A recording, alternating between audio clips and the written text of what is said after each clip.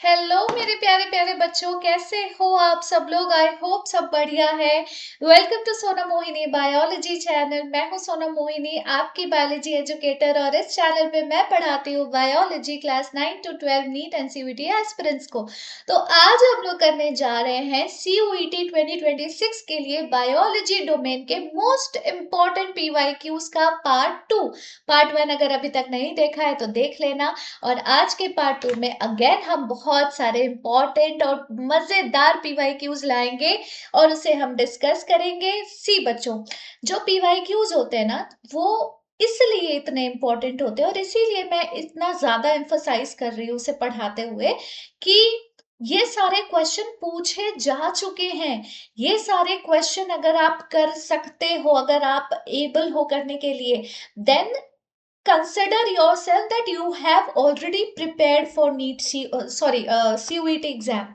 तो इसी वजह से अगर आपके सारे PYQ सॉल्व हो पा रहे हैं, that means you are completely ready for taking this exam. और अगर PYQs में दिक्कत आ रही है तो एटलीस्ट आपको एक अच्छा आइडिया लग जाएगा कि किस तरह का क्वेश्चन पूछा जाता है इस एग्जाम के अंदर बायोलॉजी सिलेबस से। देखो बच्चों, आपका जो सिलेबस है ना बायोलॉजी डोमेन का, वो है 13 चैप्टर्स का सिलेबस, जो कि आपके क्लास 12 के सिलेबस के जैसा है। और उसमें आपसे 50 क्वेश्चन पूछे जा रहे हैं, यानी कि on an average her chapter से 4 से 5 और किसी किसी से 6 क्वेश्चन भी पूछे जा सकते हैं। एंड इसके लिए आपको चाहिए कि हर एक चैप्टर आपका बेहतरीन तरीके से प्रिपेयर्ड हो।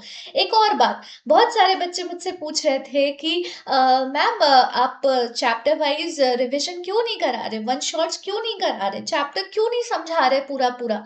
तो बेटा, एक ही चीज अगर आप 2 बार कर रहे हो तो क्या उसका कोई फायदा है? कोई फायदा नहीं है। हम ऑलरेडी पढ़ चुके हैं सीयूईटी के ही लेवल की, हमने रिवीजन कर रखी है जब हम बोर्ड एग्जाम के लिए लाइव क्लास कर रहे थे तब। रिमेंबर, जब हम लोग सुबह से लेकर शाम तक लगातार लाइव सेशंस ले रहे थे।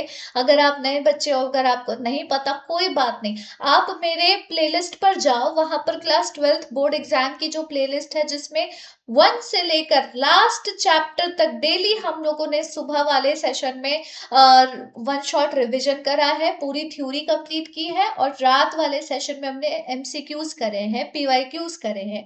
तो अगर आप सिर्फ वो सेशन भी देखोगे, आपके हर एक चैप्टर का कॉन्सेप्ट क्लियर हो जाएगा। So this is the right time कि आपको वो सारे चैप्टर्स का सेशन देखना चाहिए। एक टीचर बेटा मेहनत करता है इसलिए नहीं कि वो गधा मजदूरी करे। अभी का जो समय है ना, वो समय है स्मार्ट वर्क करने का। एआई भी वैसे ही वर्क करता है जैसा हम सब लोगों को इस टाइम पे करना चाहिए। आप एआई को बार बार एक ही चीज प्रॉम्प्ट नहीं दोगे, डिफरेंट प्रॉम्प्ट दोगे for different kind of results. वैसे ही teachers are also not donkeys, ठीक है? हम लोग गधे थोड़ी है। हम अगर पढ़ा रहे हैं तो इसका मतलब है कि वो पूरे तरीके से सही पढ़ा रहे हैं और अच्छे तरीके से पढ़ा रहे हैं। जो आपके एक एग्जाम में काम आ रहा है तो दूसरे एग्जाम में भी काम आएगा, अगर सिलेबस कॉमन है तो। हाँ, नीट के बच्चों के लिए मैंने उस सेशन में बोला था कि जो बच्चे नीट की प्रिपरेशन कर रहे हैं वो बेसिक कॉन्सेप्ट्स क्लियर करने के लिए ये सेशन देख सकते हैं, बट डिटेल लेक्चर के लिए उनको अलग से लेक्चर लगेगा। यही रीजन है कि मैं नीट का लाइव ले रही हूँ। सीयूईटी की लाइव क्लास अभी लेने की उतनी नीड मुझे फील नहीं हो रही है। मैं इसीलिए भी पीवाईक्यूज के सेशंस कर रही हूँ, ताकि पीवाईक्यू मैंने डिटेल में समझा दिया, सारे आंसर्स डिस्कस कर लिए। आपको जो डाउट है आप मुझे कमेंट बॉक्स में कमेंट करके पूछोगे, और अगर डाउट नहीं है तो आपका 1 घंटे के अंदर बढ़िया सा 50 क्वेश्चंस कंप्लीट हो जाएगा। कोई प्रॉब्लम नहीं आएगी। हाँ, लाइव क्लास लेंगे, जरूर लेंगे, जब पीवाईक्यू वाले सेशंस और उसकी सीरीज खत्म हो जाएगी उसके बाद हम लोग फुल ऑन मॉक टेस्ट करेंगे, मैराथन्स करेंगे और आपकी सीयूईटी की बेहतरीन तैयारी करेंगे। ठीक है बच्चों, चलो without wasting any much time start करते हैं हम लोग आज का बेहतरीन सेशन। मैं थोड़ा साइड हो जाती हूँ। अभी क्या हुआ था ना, ये सेशन रिकॉर्ड करते हुए मैं ये साइड नहीं हो पाई, मतलब मैंने अपने आप को ऐसा कॉर्नर में किया नहीं, और इस वजह से आधा लेक्चर रिकॉर्ड होने के बाद मुझे ध्यान आया कि ऐसा हो गया है, तो फिर से दोबारा से मैं रिकॉर्ड कर रही हूँ। सी, हम लोग जो भी मेहनत करते हैं ना बच्चों, वो आपके लिए ही करते हैं। ऐसा नहीं है कि हमारा इसमें कोई फायदा है। यूट्यूब पे तो वैसे भी कोई फायदा नहीं है, और वैसे भी मैंने अपने ऐप पर भी सारे बैचेस फ्री में लॉन्च कर रखे हैं। आप चाहो तो मेरा ऐप इंस्टॉल करके सीयूईटी के क्रैश कोर्स में एनरोल कर सकते हो अपने आप को, फ्री ऑफ कॉस्ट है। जस्ट 1 रुपी का चार्ज लगता है, वो भी कुछ बेसिक वो है, चार्ज है, मतलब जस्ट फॉर नो रीजन, ऐसा ही है, मान के चलो, ठीक है। तो उसमें जाओगे, आपको बहुत चैप्टर वाइज सारे टेस्ट मिलेंगे, सारे नोट्स मिलेंगे, बहुत सारा मटेरियल पड़ा हुआ है वहां पे, जाओ यूटिलाइज करो उसे, है ना। चलो शुरू करते हैं हम लोग प्यारा सा सेशन आज का। सबसे पहला क्वेश्चन देखो क्या है, analogous structure are a result of C. Analogous structure क्या होता है? जिसका जिसका फंक्शन सेम हो बट डिफरेंट ओरिजिन हो। फंक्शन सेम लेकिन डिफरेंट ओरिजिन, उसी को कहते हैं हम एनालॉगस स्ट्रक्चर। एक ही आसमान है, वो आसमान एक हैबिटेट है, उसमें तितलियां भी उड़ रही हैं, उसमें कीड़े मकोड़े भी उड़ रहे हैं, उसमें पंछियां भी उड़ रही हैं, सबका ओरिजिन डिफरेंट है। एक इंसेक्टा को बिलोंग कर रहा है, एक एवीज को बिलोंग कर रहा है टेट्रापोडा के अंदर, राइट। तो ये हो जाएगा कन्वर्जेंट इवोल्यूशन। कन्वर्ज हो गई ना, इवॉल्व होकर वो कन्वर्ज हो गए आपस में, इवॉल्व होकर वो कन्वर्ज हो गए आपस में। Moving on to the next question, everyone. Which of the following does not affect Hardy-Weinberg equilibrium? Hardy-Weinberg equilibrium कौन अफेक्ट नहीं करता है? देखो बच्चों, Hardy-Weinberg equilibrium के बारे में मैं बता देती हूँ। Hardy-Weinberg equilibrium है क्या? It is something कि एक जीनोम, एक पर्टिकुलर जीन फ्रीक्वेंसी है, एक जीन पूल के अंदर, एक पॉपुलेशन के अंदर, वो तब तक कांस्टेंट रहेगी जब तक उसको कोई डिस्टर्ब करने वाला नहीं होगा। डिस्टर्ब कैसे होगा? जब कोई दूसरा अलील उसमें एंटर कर गया, या नेचुरली सिलेक्शन हो गया, ठीक है, म्यूटेशन आ गया, तो जीनोटाइप और अलील्स में डिफरेंस आ जाएगा। तो इसे डिस्टर्ब करने वाले जो फैक्टर्स होते हैं वो होते हैं natural selection, mutation, gene migration, genetic drift, है ना, ये सारी चीजें होती है। क्या नहीं होता है? वो है जीन पूल, वो है जीन पूल। अब जीन पूल का मतलब क्या है? It is the total genetic diversity present in a population. बहुत आसान क्वेश्चन है। इवोल्यूशन से मैंने, अगर आपने पिछला वाला सेशन देखा है पार्ट 1 वाला, इवोल्यूशन से कम मैंने 5 से 6 क्वेश्चन स्पॉट कर दिए थे बच्चों। Evolution is an important topic, अगर आप सीयूईटी के लिए प्रिपेयर कर रहे हो तो आज वाले सेशन में भी पता चल जाएगा कि इवोल्यूशन से कितने क्वेश्चन आ रहे हैं। पहला क्वेश्चन तो अभी हम लोगों ने देख ही लिया, 2 क्वेश्चन देख लिया इनफैक्ट, ये और ये, मतलब इवोल्यूशन से आ रहे हैं बढ़िया क्वेश्चन। मैं अभी आपको बता दे रही हूँ, इवोल्यूशन आएगा, ठीक है। इवोल्यूशन से बढ़िया आप तैयार कर लो इवोल्यूशन, ठीक है। आपको कुछ नहीं करना, यूट्यूब पर जाना है, मेरा चैनल खोलना है जैसा भी आपका खुला हुआ है, प्लेलिस्ट पर जाओ, और 12th बोर्ड्स की प्रिपरेशन के लिए वो जो सारे चैप्टर की थ्योरी और एमसीक्यू के सेशंस 2-2 कराए मैंने, हर दिन थ्योरी और शाम को एमसीक्यू सेशन, वो सब देख लो। सिर्फ थ्योरी वाला भी देख लोगे, हो जाएगा काम। नेक्स्ट क्वेश्चन है, which of the following primate was more like an app? तो बेटा एप लाइक जो थे ना, वो कौन थे? ड्रायोपिथेकस। दो हुआ करते थे, एक ड्रायोपिथेकस, एक रामापिथेकस। कैसे याद रखोगे? मैन लाइक हमारे श्री राम, प्रभु श्री राम थे, रामा। मैं ये नहीं कह रही हूँ कि वो राम जी ही थे, रामा नाम है ना, रामा पिथेकस, पिथेकस, ठीक है। तो ऐसे आप याद कर सकते हो कि अगर राम जी जो थे वो मैन लाइक थे, तो दूसरा वाला एप लाइक होगा, ठीक है, ड्रायोपिथेकस होगा। चलो, nucleosome is associated with dash molecule of histone. तो न्यूक्लियोसोम होता क्या है? What is nucleosome? जब एक हिस्टोन का कोर चारों तरफ से रैप्ड होता है डीएनए से, हम इसको एक पूरे स्ट्रक्चर को न्यूक्लियोसोम बोलते हैं, है ना। अब ये हिस्टोन जो है ये बना होता है ऑक्टामर, 8 मॉलिक्यूल से, है ना। 8 हो जाएगा, 8 हो जाएगा इसका सही आंसर। नेक्स्ट क्वेश्चन पे चलते हैं। Select the observation drawn from the human genome project which are correct. Human genome project आप लोगों को अच्छे से याद करना है, कुछ है नहीं उसमें, उसमें सिर्फ सलाइन फीचर्स है, सिर्फ और सिर्फ सलाइन फीचर्स याद कर लो। 10 के लगभग सलाइन फीचर्स होंगे। Every feature you must remember very nicely. Human genome contain करता है 3164.7 मिलियन बेस पेयर्स, करेक्ट है ये। एवरेज जीन कंसिस्ट करती है 3000 बेसेस होते हैं एवरेज, ऑन एन एवरेज हर जीन के अंदर। Total number of genes on an average estimated 30,000 होती ही होती है। फंक्शंस लगभग 50% ऑफ द डिस्कवर्ड जीन के अननोन है, पता ही नहीं है कि वो करते क्या है, ठीक है। और टोटल जीनोम का लेस देन 2% ऐसा है जो प्रोटीन के लिए कोड करता होगा, बाकी सब फालतू है। उसको हम बल्क डीएनए या बल्क जीनोम कह सकते हैं, है ना। तो यहाँ पे सारे ही स्टेटमेंट सही है बच्चों, तो fourth will be the right answer. Next question पे चलते हैं ना। ये बहुत, देखो अगेन इवोल्यूशन का तीसरा क्वेश्चन है, ध्यान से देखना। मैंने पिछले वाले सेशन में इस चीज को नोटिस किया था एंड स्टिल अभी तक ये चीज काम कर रही है। अभी तक मैं देख पा रही हूँ कि इतने कम क्वेश्चंस हुए हैं, 6 क्वेश्चन में 3 ऑलरेडी इवोल्यूशन से आ चुका है। चलो चूज करना है करेक्ट आंसर को। तो एंट ईटर, एंट ईटर जो होती है वो कैसी होती है? नम्बैट, एंट ईटर जो है वो नम्बैट, बॉब कैट जो है वो तस्मानियन टाइगर कैट सी, और लीमर जो है वो कैसा होता है? स्पॉटेड कस्कस जैसा, फ्लाइंग स्क्विरल, फ्लाइंग फैलेंजर जैसा, है ना। ये आपका ऑस्ट्रेलियन मार्सुपियल वाला जो अडेप्टिव रेडिएशन का टॉपिक है उसमें का क्वेश्चन है। तो A2 B4 C1 A2 पहला ही वाला लग रहा है, पहला ही वाला हो जाएगा आपका सही answer. Next question, identify the incorrect statement यहाँ पे बताना है। इंटेस्टाइनल परफोरेशन और डेथ अकर कर सकती है severe cases of typhoid infection में। ओके, कॉमन कोल्ड जो है वो राइनो वायरस कॉज करता है, ठीक है। फ्लिप्स और फिंगर नेल्स ग्रे से ब्लूइश कलर के हो सकते हैं सीवियर केसेस ऑफ निमोनिया में, करेक्ट बात है, क्योंकि ऑक्सीजन का सप्लाई बहुत कम हो जाता है, क्योंकि एल्वेलाई में, लंग्स में पानी भर जाता है, फ्लूइड भर जाता है। निमोनिया कॉज होता है सैल्मोनेला से, हाँ कोई बात नहीं, चलो देखते हैं बाकी के options. Then typhoid fever could be confirm by viral test. हो गया, आपको बताना है कि इसमें से कौन कौन से करेक्ट स्टेटमेंट है। आपको सिर्फ करेक्ट स्टेटमेंट ही तो बताना है ना। यस, करेक्ट स्टेटमेंट बताना है। तो अब बताइए न्यूमोनिया कौन कॉज करता है? निमोनिया कॉज कौन कौन कॉज करता है?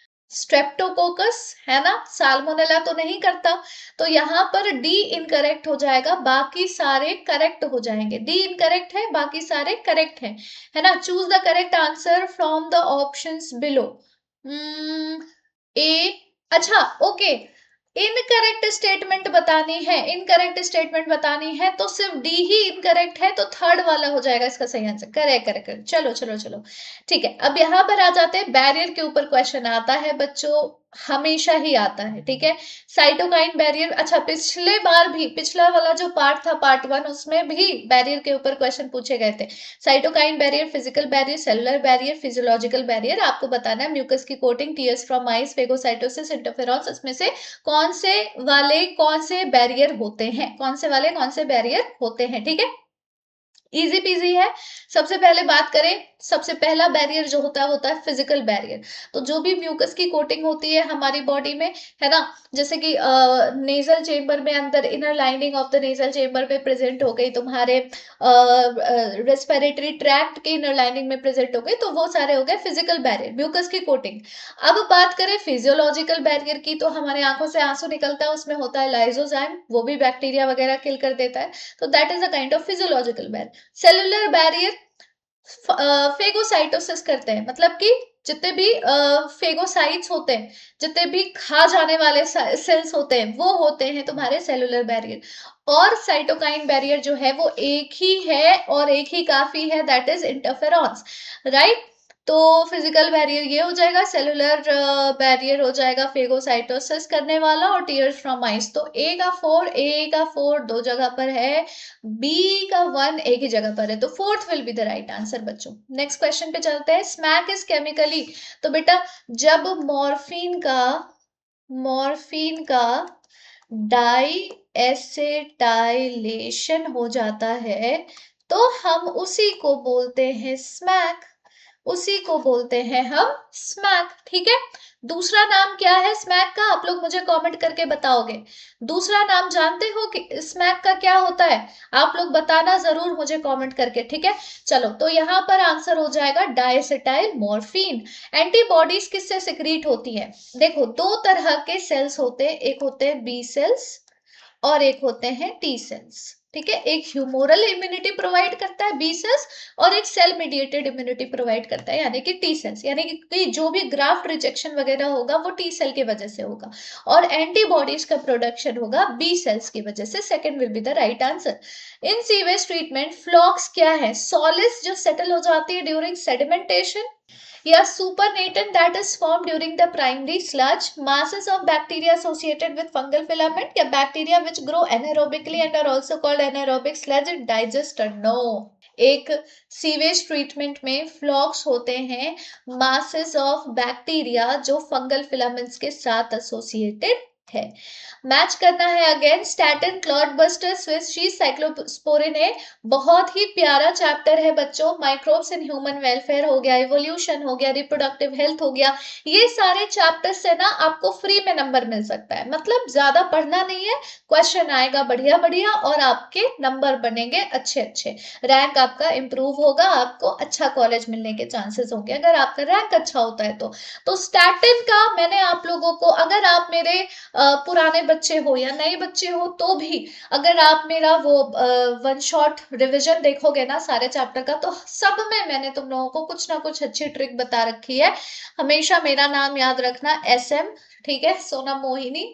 तो एस से स्टैटिन और एम से मोनास्कस परप्यूरियस, ऐसे करके मैंने अपने टाइम पर याद करा था जब मुझे याद नहीं होता था। तो statin is always developed by Monascus purpureus. अच्छा, बात करें अगर हम क्लॉट बस्टर की, तो क्लॉट बस्टर कौन होता है? स्ट्रेप्टोकाइनेज होता है जो डेवलप होता है by streptococcus bacteria. Swiss cheese, Sharma ji, Sharma ji Switzerland गए स्विस चीज लाने, है ना, याद है आप लोगों को? चलो, तो वो हो जाएगा प्रोपाइनी बैक्टीरियम शर्मानी, शर्मानी शर्मा जी, शर्मा जी स्विट्जरलैंड गए स्विस चीज लाने ना। साइक्लोस्पोरिन ए, टीसी याद रखना, टीसी टिकट कलेक्टर होता है ना, तो टीसी याद रखना, ट्राइकोडर्मा क्या कहते हैं बनाते हैं, ऑब्टेन होता है साइक्लोस्पोरिन ए उसमें से। तो यहाँ पर आंसर हो जाएगा ए का 3, बी का 1, A3 और B1 में एक ही है, that is second option. Next है, beetle used as a biocontrol agent for aphids and mosquitoes is trichoderma, dragonfly, ladybird और सिल्वर फिश। थोड़ा सा ट्रिकी क्वेश्चन है बच्चों, अब सोचो कि क्या होना चाहिए इसका सही आंसर, बस सोचोगे तो तुम्हारे पास आंसर आ ही जाएगा। सोचो, बीटल है, बीटल कितनी ही बड़ी होती है, अब बीटल को कंट्रोल करने के लिए, बीटल जो यूज की जाती है एफिड्स और मस्कीटो को कंट्रोल करने के लिए, जो बीटल यूज की जाती है एफिड्स और मस्कीटो को कंट्रोल करने के लिए, वो क्या होगी? वो क्या होगी? ट्राइकोडर्मा तो हो नहीं सकती है ना, ड्रैगन फ्लाइज, फ्लाइज है ना वो तो, है ना, लेडी बर्ड या फिर सिल्वर फिश। सिल्वर फिश कहाँ से आ गया भाई? बहुत होगा, बहुत समझ में नहीं आ रहा है तो लेडी बर्ड और ड्रैगन फ्लाई में थोड़ा बहुत कंफ्यूजन होगा। तो यहाँ पर बेटा जी आंसर 50% आंसर तो आपके पास आ ही गया, आंसर है लेडी बर्ड, ठीक है। चलो, डाउनस्ट्रीम प्रोसेसिंग इन्वॉल्व करता है आइडेंटिफिकेशन, एम्प्लीफिकेशन, फर्मेंटेशन या प्यूरिफिकेशन। क्या डाउनस्ट्रीम होता क्या है? What is downstream? Do you know about that? Downstream processing का मतलब होता है जो भी बायोलॉजिकल प्रोडक्ट बन गया ना कल्चर करने के बाद, फर्मेंटेशन करने के बाद, अब हम उसका प्यूरिफिकेशन करेंगे, अब हम उसका प्यूरिफिकेशन करेंगे, that is downstream processing. Fourth is the right answer. Which of the following is not the correctly matched pair of organism and its respective cell wall degrading enzyme? Fungi का cell wall degrade करता है chitinase, algae का methylase, plant cell का cellulose, bacteria का lysozyme. तो algae का methylase तो नहीं होगा, जो भी होगा पर मिथाइलेज तो नहीं होगा। क्या होना चाहिए एल्गी के लिए, बताओ, एल्गी के लिए क्या होना चाहिए? ये सोचो कि एल्गी का सेल वॉल बनता किस चीज से है, एल्गी का सेल वॉल बनता किस चीज से है बच्चों? एल्गी मिथाइलेज से कहीं दूर दूर से भी एसोसिएटेड नहीं है बच्चों, ठीक है, दूर दूर से भी एसोसिएटेड नहीं है, ठीक है। चलो नेक्स्ट क्वेश्चन पे चलते हैं। अरेंज करना है following steps involved in the transformation of bacteria in a sequence from initiation to end. पहले हम इंक्यूबेशन करेंगे आरडीएनए का with bacterial cell on ice, then treatment with divalent cation, heat shock treatment, selection on antibiotics containing agar plate, place them on ice. तो आपको sequence में बताना है कि ये चीज कैसे हो रही है, ये चीज कैसे हो रही है, यानी कि ट्रांसफॉर्मेशन का सीक्वेंस बताना है कि कैसे हम बैक्टीरिया को ट्रीट करते हैं।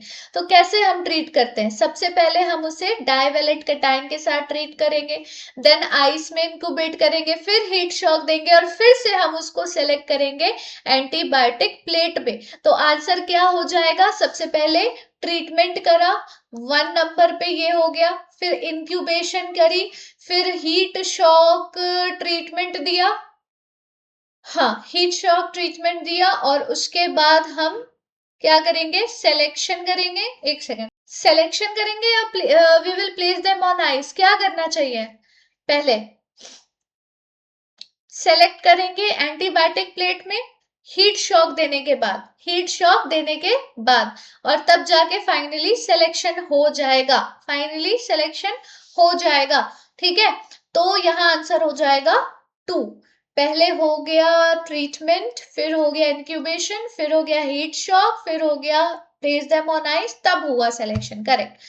Which of the following statements are incorrect? Fragments of DNA can be separated by ELISA. अच्छा, transformation is a procedure through which a piece of DNA is introduced into a host bacterium. Okay, recombinant DNA technology does not involve isolation of a desired DNA fragment. DNA ligases are used for stitching DNA fragments into vector stitching, चलो एक अच्छा word है, नया word है, चलिए बताइए इसका क्या आंसर होना चाहिए। हमेशा ना बच्चों पहले खुद से आंसर निकालने की कोशिश करो, खुद से सॉल्व करने की कोशिश करो, और फिर मैच करो कि मैंने जो बताया है वैसा सेम टू सेम है कि नहीं है। ठीक है, अच्छा यहाँ लिखा हुआ है फ्रैगमेंट को सेपरेट किया जा सकता है एलाइजा से, तो फिर जेल इलेक्ट्रोफोरेसिस क्या करेगा अगर एलाइजा सेपरेट कर रहा है तो जेल इलेक्ट्रोफोरेसिस क्या करेगा। अच्छा, और यहाँ पर लिखा हुआ है DNA recombinant DNA technology involve नहीं करता isolation of desire DNA fragment को, तो फिर क्या करेगा, कैसे निकालेगा फिर वो डिजायर डीएनए फ्रेगमेंट, अगर उसे आइसोलेट नहीं करना है तो बेटा साफ साफ दिख रहा है ना कि यहाँ पर दो स्टेटमेंट जो है वो बिल्कुल गलत है, राइट। तो आपको इनकरेक्ट बताना है, वो हो जाएगा ए और सी, फर्स्ट वाला। चलो नेक्स्ट है, which of the following statements are true, milk obtain from रोजी is nutritionally more balance for human babies than natural human milk. Okay, let's see. Biopiracy refers to the use of bioresources without proper authorization from MNCs. MNCs, अच्छा, GES is the decisive body for the safety and validity of GMOs and GM research respectively. The transgenic animals helped us to understand the contribution of genes in the development of disease. Okay तो यहाँ पर आपको बताना है कि कौन सा statement true है, कौन सा स्टेटमेंट ट्रू है। ठीक है, ध्यान से अगर आप देखोगे तो साफ साफ पता चल रहा है कि रोजी जो है वो ह्यूमन बेबीज के लिए मोर बैलेंस्ड है, but not more than human milk, more than cow milk होना चाहिए। ठीक है, ओके। बायोपिरेसी जो है ऑथराइजेशन फ्रॉम एमएनसीज नहीं होता, ऑथराइजेशन फ्रॉम एमएनसीज नहीं होता बच्चों। ठीक है, जीईएसी जो is the body that is responsible for approving GMO research, और बाकी ट्रांसजेनिक एनिमल्स को यूज किया जाता है to study the effect of genes on disease. तो हमारा यहाँ पे आंसर हो जाएगा सी और डी, सेकेंड वाला will be the right answer. Next हो गया, मैच करना है आपको alpha 1 antitrypsin, cry 1 AC antisense RNA, cry 1 AB, meloidogyne incognita, corn borer treat emphysema, corn बोलवर्म्स, तो कॉटन बोलवर्म्स। तो मैंने आपको कॉर्न बोरर और कॉटन बोलवर्म्स को याद करने की भी ट्रिक बताई थी, अगर आपको याद है तो आप लोग मुझे ट्रिक बताना कमेंट करके, जो भी मेरे पुराने बच्चे, तो मैं समझ जाऊंगी कि तुम अभी भी तुम्हें याद है। मैं सीधा आंसर पर आऊंगी, अल्फा 1 एंटीट्रिप्सिन जो है it is use to treat emphysema, cry 1 AC को कॉर्न बोरर के लिए और क्राई 1 एबी को कॉटन बोलवर्म के लिए यूज किया जाता है। ठीक है, एंटीसेंस आरएनए को यूज किया जाता है मेलोइडिगाइनी इनकॉग्निशिया के लिए। तो आंसर हो जाएगा ये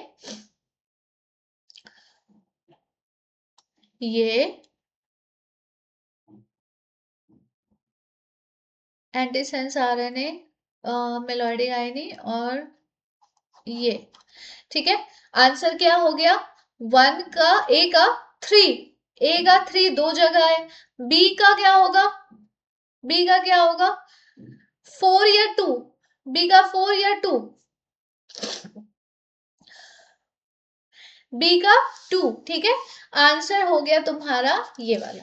नेक्स्ट क्वेश्चन है, एक्सपैंड करना है जीईएसी। ऐसे भी क्वेश्चन पूछे जाते हैं बच्चों। जेनेटिक एंड एनवायरमेंट, एनवायरमेंट से कोई लेना देना नहीं है। जेनेटिक इंजीनियरिंग एडवाइजरी नहीं, अप्रूवल कमिटी होती है। Fourth is the right answer. Next question, when an insect feeds on BT plant, insect dies due to conversion of inactive protein in, to active protein in alkaline pH of gut, acidic pH of gut, acidic pH of saliva या alkaline pH of saliva। पहली बात, saliva से related कुछ है नहीं यहाँ पर, जो भी है गट से रिलेटेड है, तो गट का पीएच कैसा होता है, एल्कलाइन, ठीक है। आंसर हो जाएगा 1। नेक्स्ट क्वेश्चन, मैच करना है again, commensalism, mutualism, amensalism, parasitism. Commensalism क्या होता है, एक बेनिफिट हो रहा है दूसरा अनअफेक्टेड है, एक बेनिफिट हो रहा है दूसरा अनअफेक्टेड है, एक सेकेंड, अनअफेक्टेड है। म्यूचुअलिज्म जिसमें दोनों स्पीशीज बेनिफिट होती हैं।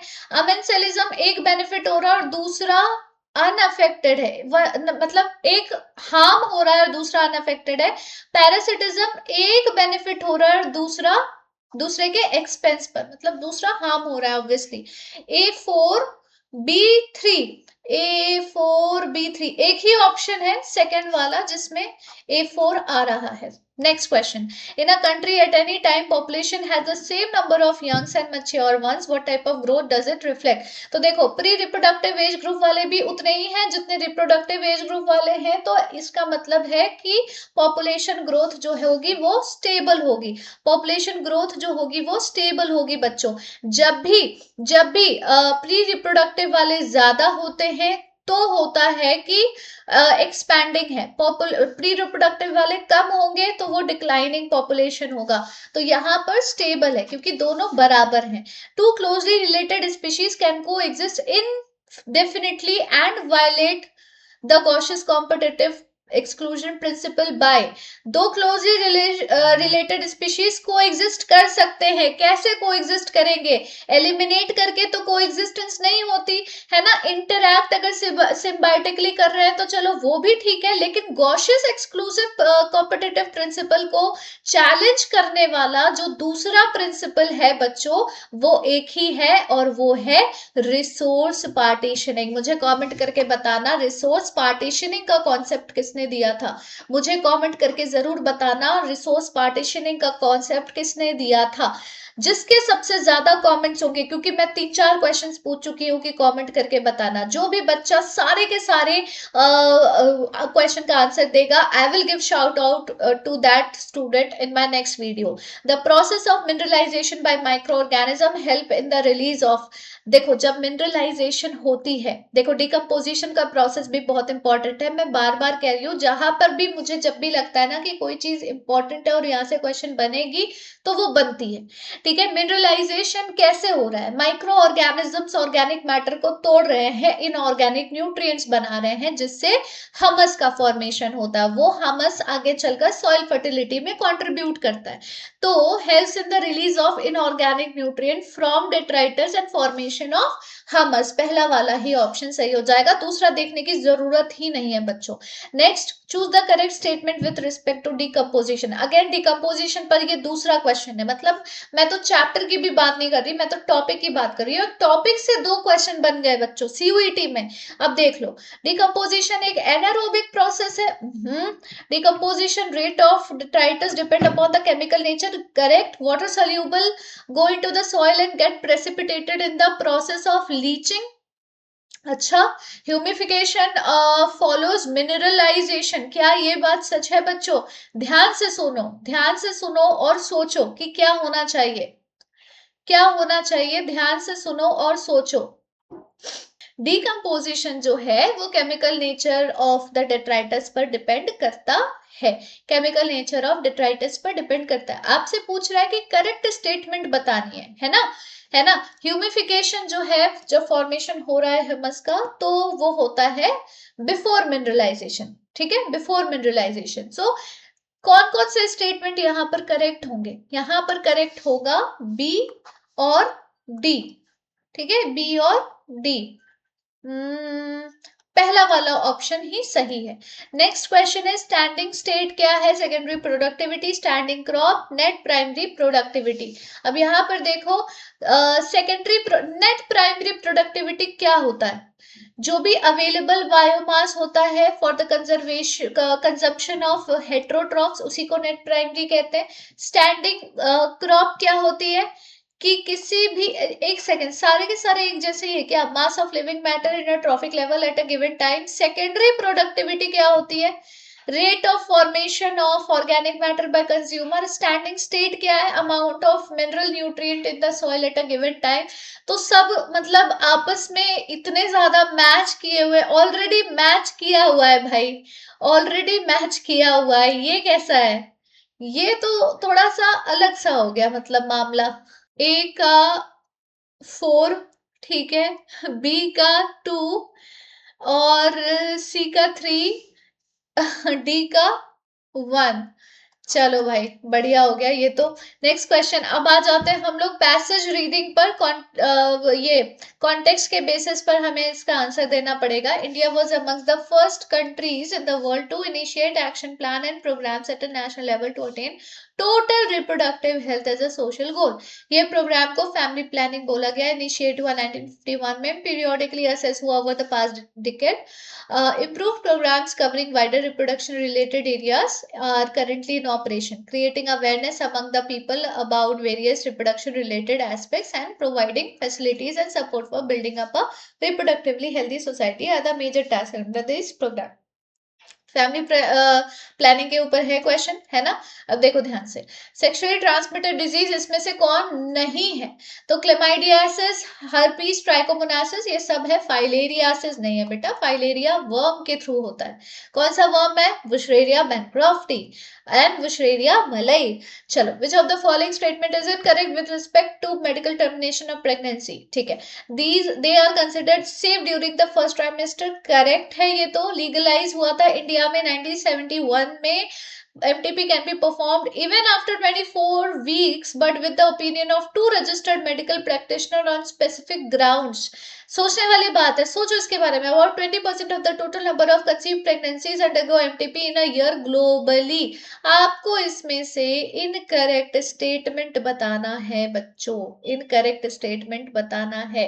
About 20% of the total number of conceive pregnancy, अगर पूरे साल में MTP इसका हो जाएगा तो ये एक्चुअल परसेंटेज इससे बहुत कम होती है, बहुत कम। ठीक है, 20% बहुत ज्यादा हो गया ना। विद MTP जो फर्स्ट ट्राइमेस्टर पे परफॉर्म किया जाता है, बहुत थोड़ा सा नंबर है। बाकी सारे स्टेटमेंट जो है वो सच है, बाकी सारे स्टेटमेंट सच है, तो इनकरेक्ट हो जाएगा फोर्थ वाला। नेक्स्ट, बहुत ही प्यारा सा क्वेश्चन है, ध्यान से देखो। आर्ट और उसका प्रोसेस है। जिफ्ट, जाइगोट इंटरफ्लोपियन ट्रांसफर, यानी कि transferring of fertilized egg up to 8 blastomere into the fallopian tube, ये हो जाएगा ए का 3। ए का 3 यहाँ पर दो जगह पे। अब देखो ध्यान से, ICSI इंट्रासाइटोप्लाज्मिक स्पर्म इंजेक्शन, यानी कि हम क्या कर रहे हैं? Formation of embryo no, transfer of embryo no, transfer of semen yes, semen का ट्रांसफर हो रहा है यूट्रस में आर्टिफिशियली। इंट्रा यूटराइन इंसेमिनेशन, एक second, in vitro by injecting sperm, ये एक सेकेंड, एक सेकेंड, हाँ, इंट्रासाइटोप्लाज्मिक स्पर्म इंजेक्शन में होगा injecting sperm directly into the ovum. IUI हो जाएगा intra uterine insemination, transfer of semen from healthy donor into the uterus artificially. Intra uterine transfer, यानी कि हम सीधा सीधा एम्ब्रियो को ट्रांसफर कर रहे हैं, which is more than 8 blastomere. तो बी का हो गया 1, B1 पहला वाला ही आंसर हो जाएगा। बाकी भी आप मैच कर सकते हो। C2 दिया हुआ है और D4 दिया हुआ है, ये तो नहीं होना चाहिए। एक सेकेंड, अभी देख जाएगा। A3 है, ये तो पक्का है, कुछ प्रॉब्लम है इसमें, रुको। जिफ्ट यानी कि जाइगोट वाली स्टेज को हम फेलोपियन ट्यूब में ट्रांसफर कर रहे हैं। A का 3 है, दैट इज पक्का, दैट इज श्योर, है ना? A का 3 है। फिर बी का 1 होना चाहिए, इंट्रासाइटोप्लाज्मिक स्पर्म इंजेक्शन, मतलब ओवम के साइटोप्लाज्म में ही इंजेक्ट किया जा रहा है, ये तो बिल्कुल सही है, बी का 1 होना चाहिए। बी का 1 अगर ये वाला है तो सी इंट्रा यूटेराइन इंसेमिनेशन होता है ना, तो सीमेन को ट्रांसफर किया जा रहा है यूट्रस में आर्टिफिशियली, और आईयूटी हो गया ट्रांसफर, तो ट्रांसफर हो रहा है। कुछ यहाँ पर थोड़ी दिक्कत हो गई, ये थोड़ा सा गड़बड़ गड़बड़ हो रहा है। D4, D4 तो कतई नहीं हो सकता भाई, D4 तो हो ही नहीं सकता। ठीक है, फर्स्ट वाला ही होगा, लेकिन थोड़ा सा ऑप्शन में गड़बड़ है। नेक्स्ट है, which of the following method of contraception is not meant for females, इसमें से कौन सा कॉन्ट्रासेप्शन का तरीका फीमेल्स के लिए नहीं है? आईयूडी है, लैक्टेशन लेमिनेरिया है, वासेक्टोमी, वास डिफरेंस कट होना, वासेक्टॉमी नहीं है बेटा। जो बच्चे कॉन्डम सोच रहे हैं, भाई फीमेल कॉन्डम्स भी आते हैं, फीमेल कॉन्डम्स भी आते हैं, बट वासेक्टॉमी फीमेल में नहीं हो सकती। एक सेकेंड, हाँ, वासेक्टॉमी फीमेल्स में नहीं हो सकती। समझ में आ रही है बात? ये वाली बात क्लियर हो गई, वासेक्टॉमी नहीं हो सकता फीमेल्स में, वास डिफरेंस कट होता है ना। चलो नेक्स्ट है सहेली, जो कि ओरल कॉन्ट्रासेप्टिव पिल है, उसे वंस अ वीक पिल भी बोला जाता है, वो किस में कहां पर डेवलप किया गया था? CDRI लखनऊ, ठीक है, central drug research institute, CDRI। Then आता है अगेन, देखो अब आप देखो कि एक पैसेज पर कितने रिप्रोडक्टिव हेल्थ के क्वेश्चन आ गए, 1 2 3 4 5, 5 questions just from reproductive health chapter. ठीक है, तो यही मैं कह रही हूँ, 5 से 6 क्वेश्चन हर चैप्टर से आने ही आने। अगेन एक और पैसेज आ गया, does the number of species in community really matter to the functioning of the ecosystem? This is a question for which ecologists have not been able to give a definitive answer. For many decades, ecologists believe that communities with more species generally tend to be more stable than those with less species. According to the International Union for Conservation of Nature and Natural Resources, total number of plant and animal species described so far is more than 1.5 million. ठीक है, अब आपको बताना है कि इसमें से कौन सा स्टेबल बायोलॉजिकल कम्युनिटी का कैरेक्टरिस्टिक नहीं है। Resistant to invasion by alien species होना चाहिए, should not show much variation in productivity, ठीक है, all the species are equally important in stable community and absence of any one leads to its unsustainability. It is resilient to occasional disturbances whether natural or man made. आसान है, आपसे सीधा सीधा ये पूछा जा रहा है कि एक स्टेबल बायोलॉजी कम्युनिटी कैसी होती है, और यहाँ पे कौन सा ऑप्शन है जो नहीं है वैसा, जो नहीं है वैसा। तो देखो, absence of any leads to its unsustainability, ये नहीं होना चाहिए। This is not the characteristic of a stable biological community. Okay, rivet popper hypothesis में रिवर्ट किसको सिग्निफाई करता है? स्पीशीज को, राइट right? कोई भी रिवेट जो है वो स्पीशीज को सिग्निफाई करेगा, विंग्स जो है वो होंगे की स्पीशीज। चलिए, then scientists who proved that species richness directly correlate with the stability of a community was stability of community, species richness diversity किसने दी थी?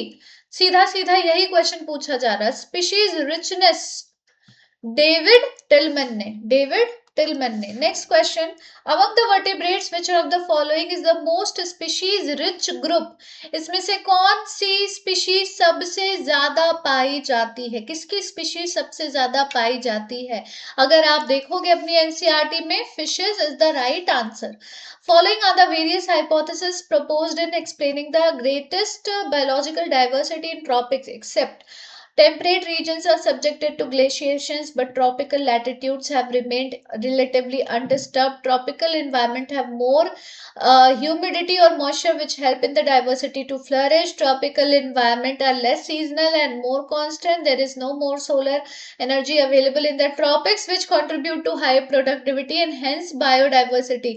आपसे इससे पूछा जा रहा है कि जो hypothesis आया था ग्रेटेस्ट बायोलॉजिकल डाइवर्सिटी के लिए, उसमें से कौन सा ऑप्शन है जो नहीं है? बिल्कुल वो है ट्रॉपिकल एनवायरनमेंट में ज्यादा ह्यूमिडिटी और मॉइस्चर होना। ठीक है, ट्रॉपिकल एनवायरनमेंट में ज्यादा मॉइस्चर और ह्यूमिडिटी होना। अब सारे स्टेटमेंट्स जो है वो कंट्रीब्यूट करते हैं बायोडाइवर्सिटी को इन द ट्रॉपिक्स, लेकिन इंक्रीज इन ह्यूमिडिटी और moisture is not the key factor. ये की फैक्टर नहीं है बच्चों।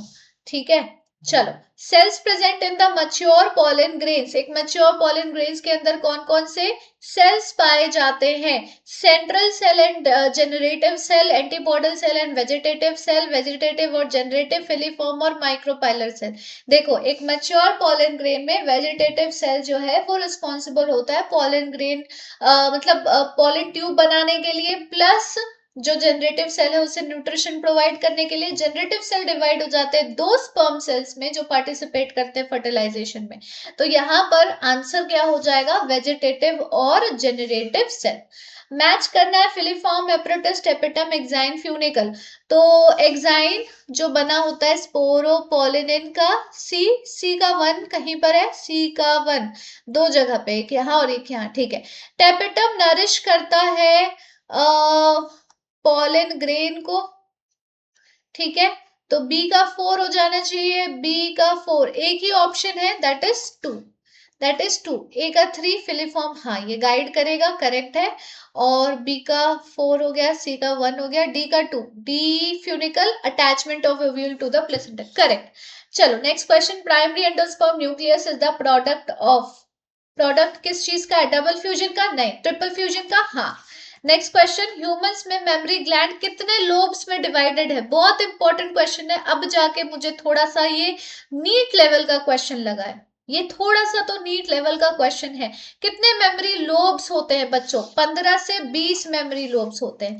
Then sex in human embryo is determined by X chromosome of egg, X और Y chromosome of sperm, only Y chromosome of sperm, या health of mother? नहीं, X और Y दोनों chromosome of sperm. Then arrange the following stages of oogenesis in order of their occurrence. Ovum, oogonia, primary oocyte, secondary oocyte. सबसे पहले होता है oogonia, ठीक है। oogonia यानी कि बी होगा सबसे पहले, उसके बाद प्राइमरी oocyte, फिर secondary oocyte, BCDA, BCDA second वाला is the right answer. Next, which of the following pair of contrasting character was not studied by Mendel? Pink और व्हाइट फ्लावर्स थे पिंक और व्हाइट फ्लावर्स कहाँ थे? Purple थे। Inflated constructed pod, axial terminal flower, green and yellow pod. हाँ, तो pink और white flower नहीं थे बच्चों, पर्पल और व्हाइट फ्लावर थे। Next, failure of chromatid to segregate during cell division, इससे क्या होगा? अगर सेग्रीगेशन ही नहीं हो पाए क्रोमेटिड की, तो पॉलीप्लॉइडी होगी, यूप्लॉइडी होगी, एनिप्लॉइडी होगी, या ऑटो पॉलीप्लॉइडी होगी? क्या होगा? कौन सी प्लॉइडी बढ़ जाती है? किस तरह की प्लॉइडी बढ़ जाती है? It will be aneuploidy, it will be aneuploidy. Polyploidy में ना पूरा set of chromosome he double up हो जाता है, या तो डबल हो जाएगा, ट्रिपल हो जाएगा, या मल्टीपल हो जाएगा। ठीक है, देन करेक्टली मैच करना है सिकल सेल एनीमिया को, जीनोटाइप और फिनोटाइप। ठीक है, HbA disease phenotype, okay, HbS disease phenotype, HbS disease phenotype, HbA carrier of disease. आपको बताना है करेक्ट आंसर इसमें से कौन सा होगा, करेक्ट आंसर इसमें से कौन सा होगा।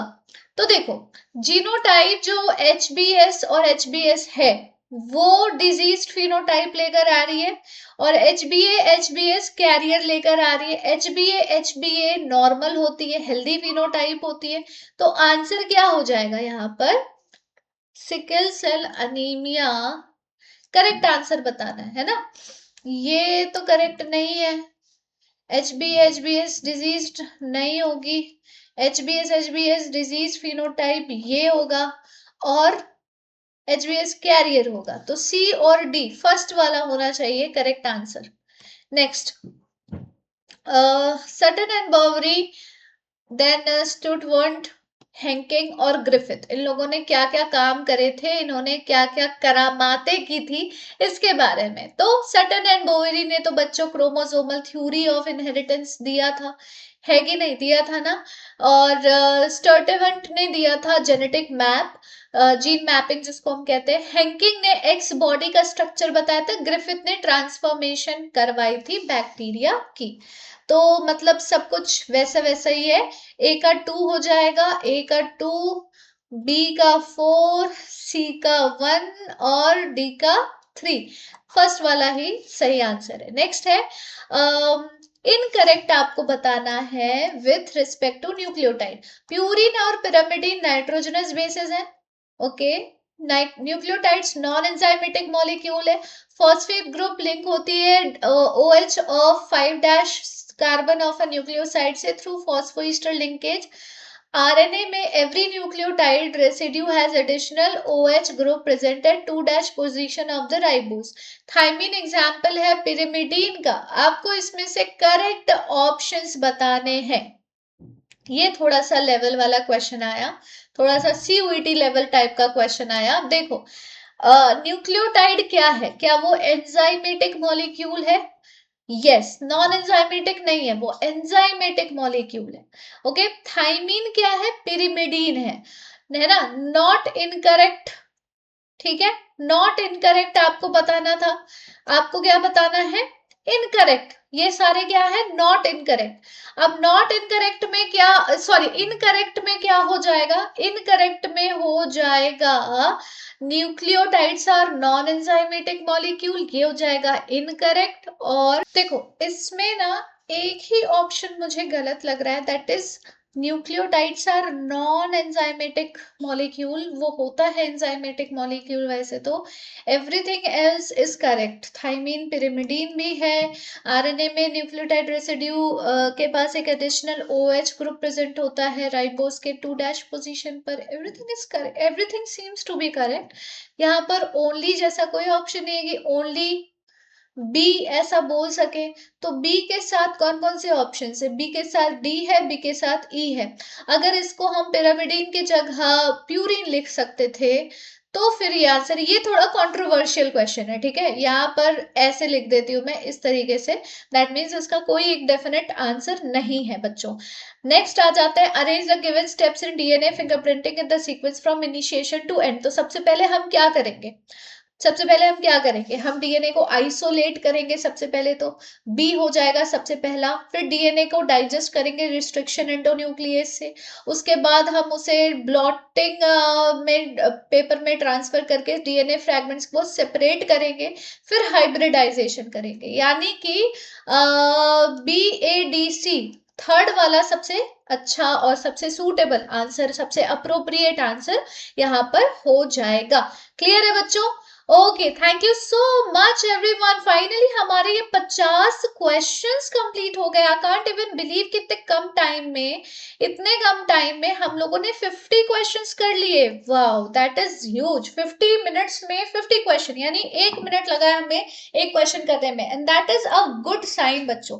यही होना चाहिए आपके में कि आप you are able to do 50 questions in 50 minutes. I mean, you must take not more than 1 minute for a single question, at least in biology, right?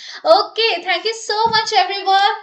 बहुत मजा आया ये वाला सेशन करके। आप लोग मुझे कमेंट करके जरूर बताना कि आपको कैसा लगा ये सेशन, और किसी क्वेश्चन में प्रॉब्लम आएगी तो कमेंट कर देना, हम लोग इसको अगले क्लास में डिस्कस कर लेंगे। Thank you so much. अच्छा हाँ, एक और चीज, आप लोगों को PDF मिल जाएगी इस सेशन की हमारे ऐप पर, दैट इज सोना मोहिनी बायोलॉजी। वहां पे जाओ, एनरोल करो। आपके डिस्क्रिप्शन बॉक्स में दिया हुआ है लिंक प्ले स्टोर का। iOS वाले यूजर्स कमेंट करके पूछ लीजिएगा, हम आपको पूरा का पूरा स्टेप बता देंगे कि कैसे आपको ये ऐप मिलेगी iOS डिवाइस में। थैंक यू सो मच, मिलते हैं अगले क्लास में। Take care, bye bye.